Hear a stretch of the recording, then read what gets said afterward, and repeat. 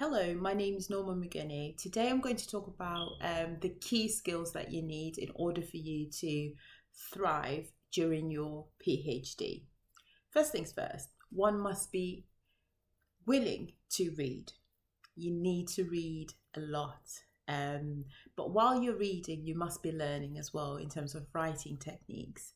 And by learning the writing techniques, it makes it easier for you to actually write your thesis, whether it's the literature review or your methodology chapter or the introduction. It all matters. It takes you back to your thesis. So please do take time to read. The second thing is listening to understand. So when you attend all of these webinars, and all of these conferences, and you're watching other people present their work, it is important for you to observe, ask questions, but also listen to other people in terms of how they ask their questions, why they're asking the questions. And sometimes an obvious is a given, but people do ask that question, right? There's no dumb question in this world. Every question is a good question. So while you're in there, take it as it's a learning environment. I am here to learn, and take everything in. It will help you and equip you to hopefully finish your PhD. The next one is networking. Knowing people helps you when you're stuck. It's like having a support bubble in terms of your PhD journey, because you will realize that actually it's not just you that's going through this journey, that you're not so isolated, even though we are in different silos because of our specific niche topics. But when you sit down, you can relate in terms of the challenges or the barriers that one is encountering. So I would say, again, that's a really, really important one.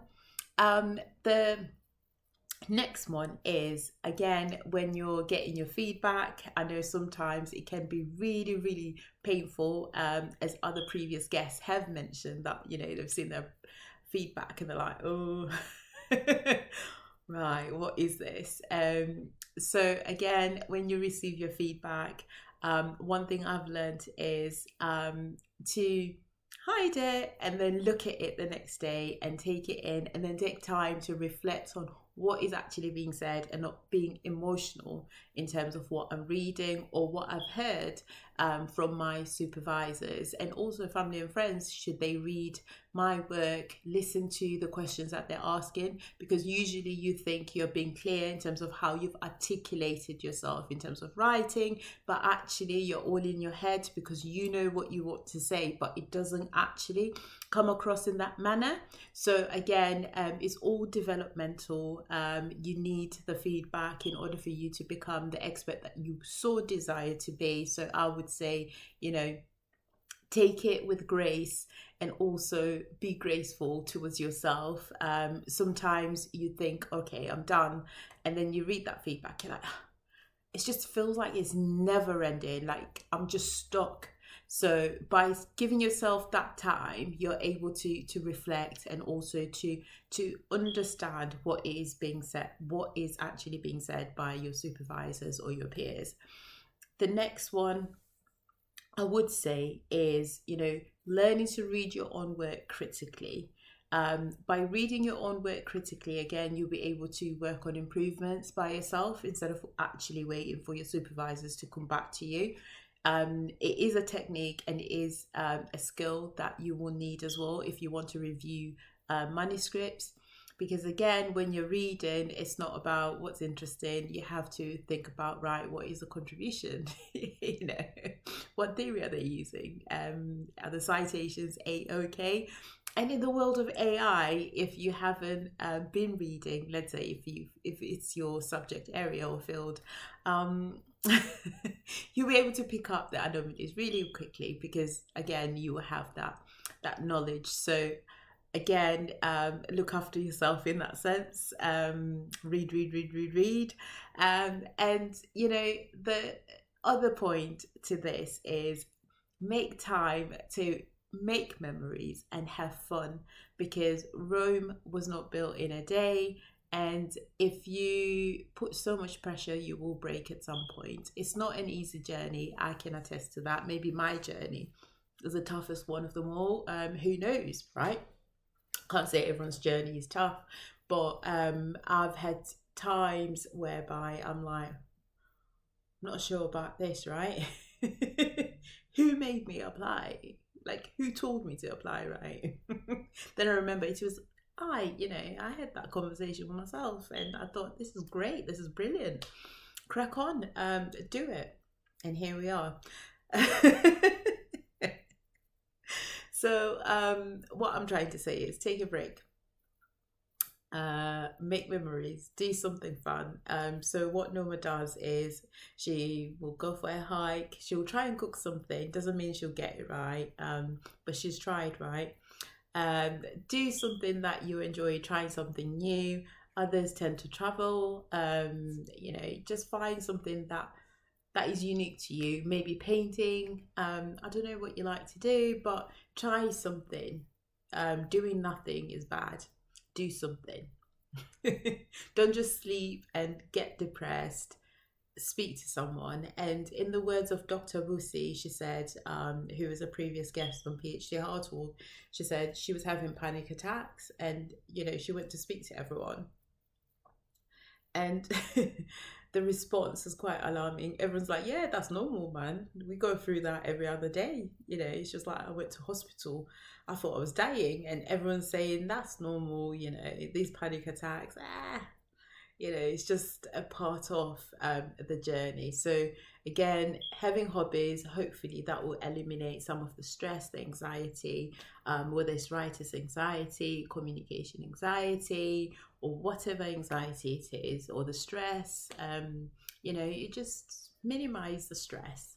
And finally, what I will say is, it's not, a race. Don't compete with other people, focus on what you're doing. Just in the words of those who've marked my work, they've said, Noma, you'll be thinking I'm done, but no, actually you get more feedback and you realize I'm not done. Don't give up. Really don't. Keep going. You can do it, and just believe in yourself and know that you made the decision and that it wasn't a bad decision. I know some people tend to then resign and give up.